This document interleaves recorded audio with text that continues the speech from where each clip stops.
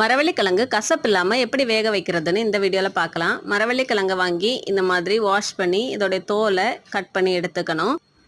அப்புறமா இதை குட்டி குட்டி பீசஸாக கட் பண்ணிக்கலாம். இதுக்கு நடுவில் கேண்டிலில் இருக்கிற திரி மாதிரியே இருக்கும், அதை நம்ம பிரித்து தூர போட்டுடணும்.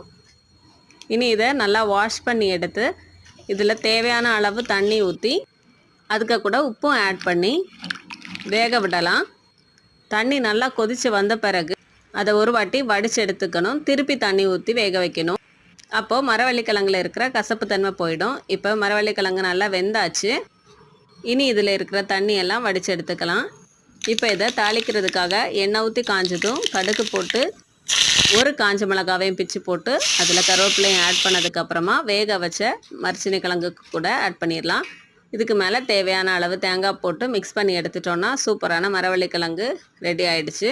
நீங்களும் இது மாதிரி ட்ரை பண்ணி என்ஜாய் பண்ணுங்கள்.